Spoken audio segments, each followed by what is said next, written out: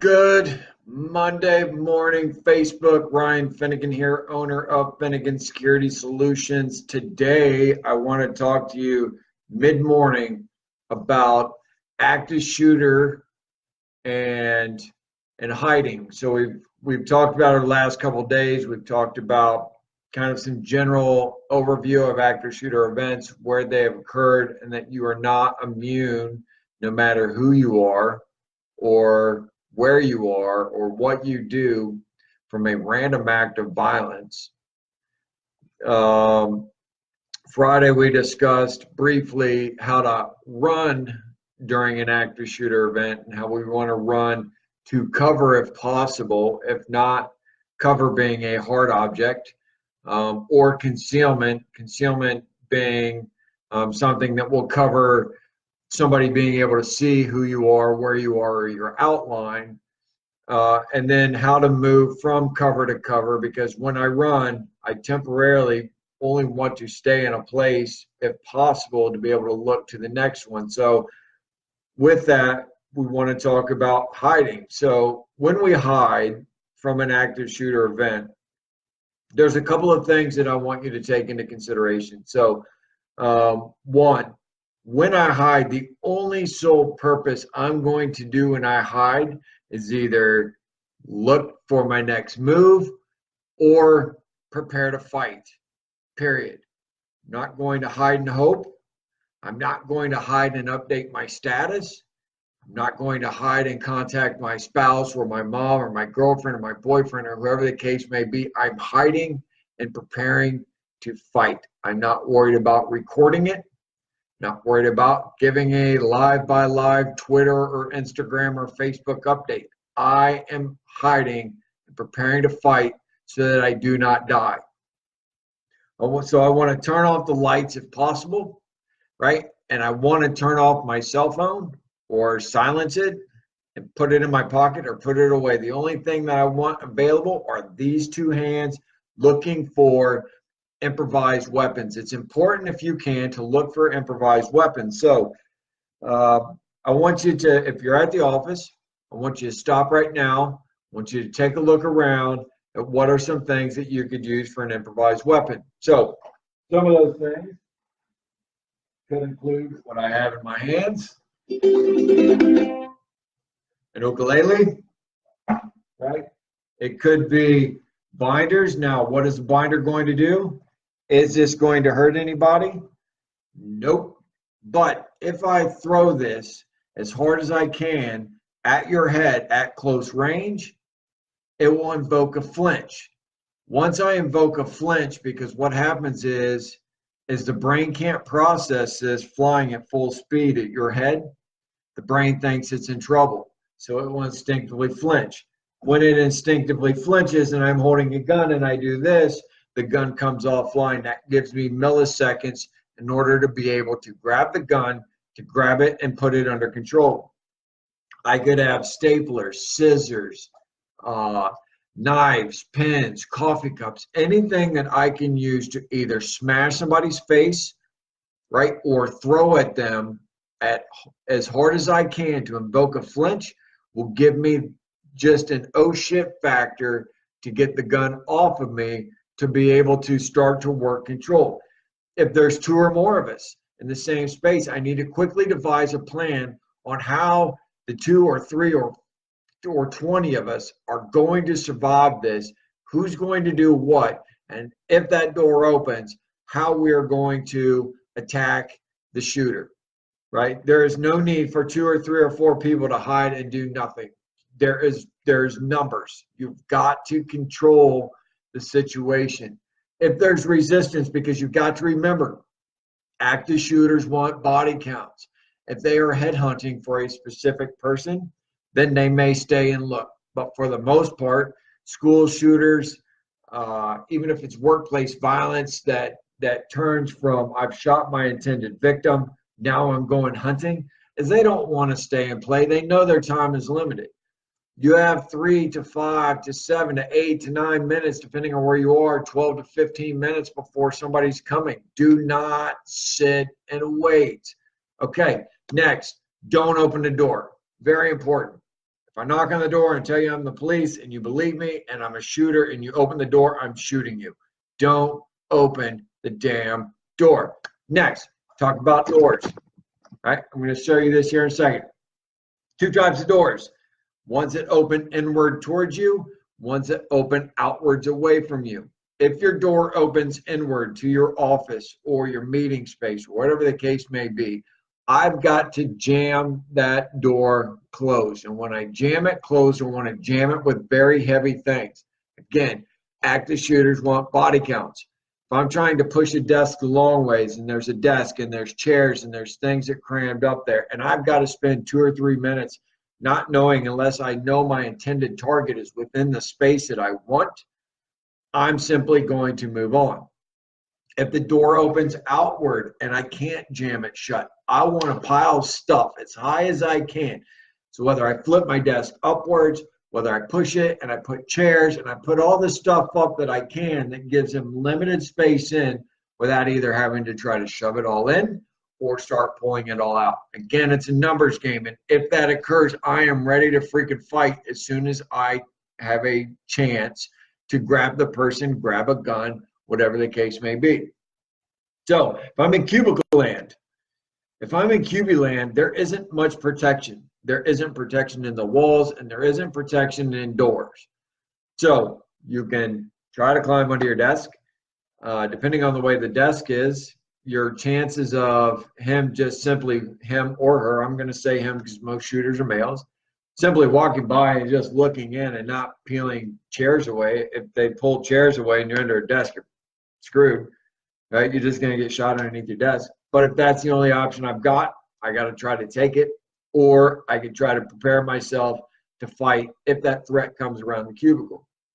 So I want you to identify, if you're in cubicle land or anywhere that you're at watching this, is where are my 2 nearest emergency exits? How long will it take me to get there? And how much open space do I have to cover to get there?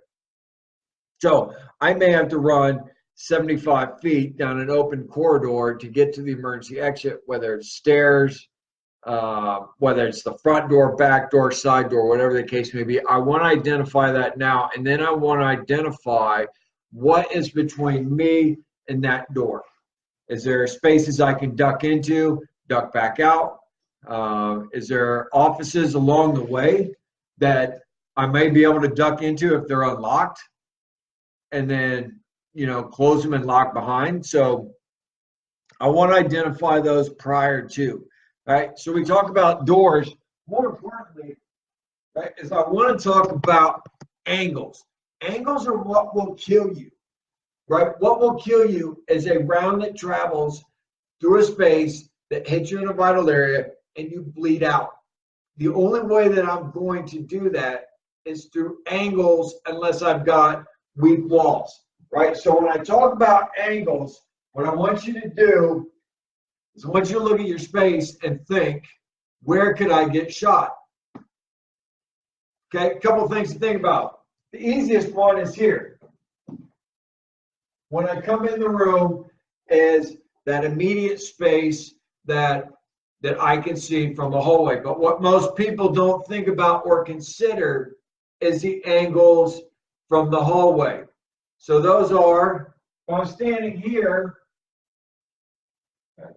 is this angle that comes past me, which leaves me the corners of my room that aren't covered by an angle. So it's kind of hard to do on camera, but what I want you to think about is, if you have an office or wherever you are, is go to the door and simply stand straight in front of the door, take your arms the length of the door, or grab some yarn and go straight. So you'll see that if I'm coming down a hall, or if the round goes straight down a hallway, here's where it's going to hit me, which is generally straight ahead in this area. Then I want you to stand outside your door and simply cut an angle that goes from the door catty corner across. So now I'm going to have flat angles, and then I'm going to have side angles. So this will show you that if somebody's standing in the hall and they're shooting down the hall, or they're getting ready to enter into the room, and they see you, where can they shoot you at, right? By understanding the angles of attack within a space will tell you where you need to hide at. So you may have a great hiding plan, but if you're within an angle that can get shot, it's probably not so great.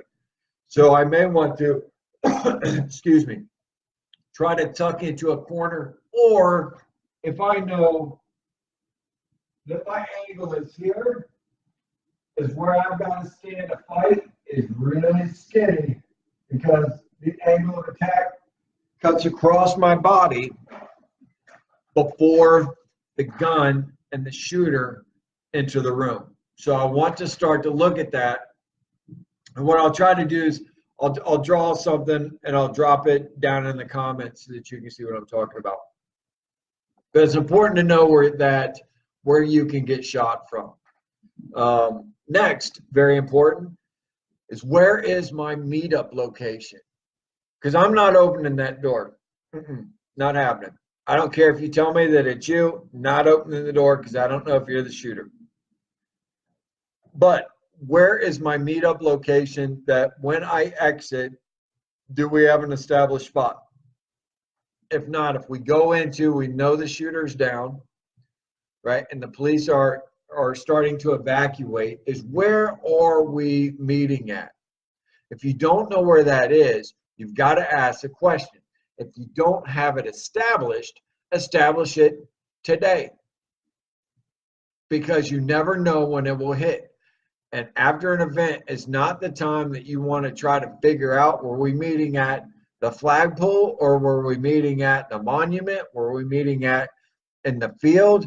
And now I've already got chaotic situations, and I've got school, I've got employees, I've got students, I've got, newcomers all spread out. And now I don't have accountability. So I don't know who's wandered off, who got in their car and left, or who's inside bleeding out that we need to go find. So if you don't have that, establish it today.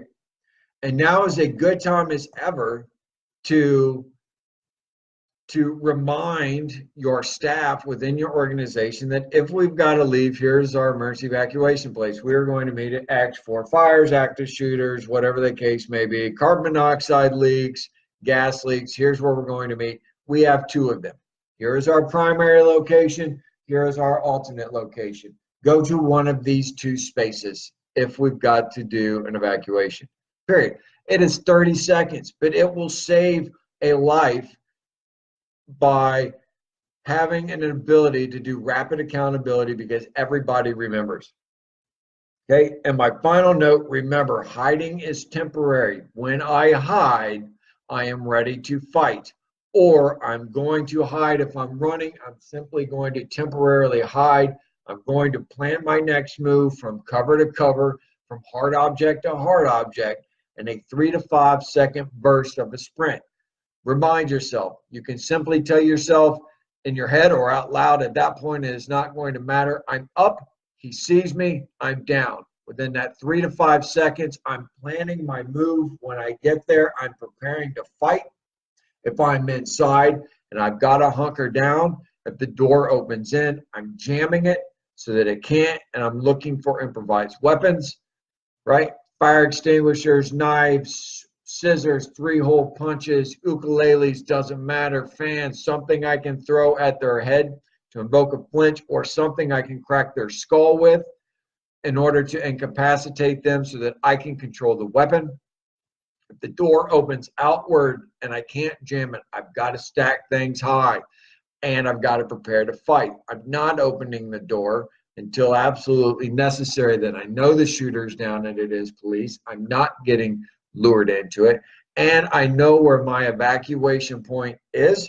And if I don't know, today you're going to ask somebody, and if you don't have one established, take charge and establish today where your emergency evacuation point is, your primary and your alternate. Okay, so that is all I've got. I hope that you are prepped this week. As you can tell, I am on fire and ready to go. Got any questions? Let me know. Have an amazing week. Be empowered, but yet be prepared, be ready. We'll talk to you. Have a great week.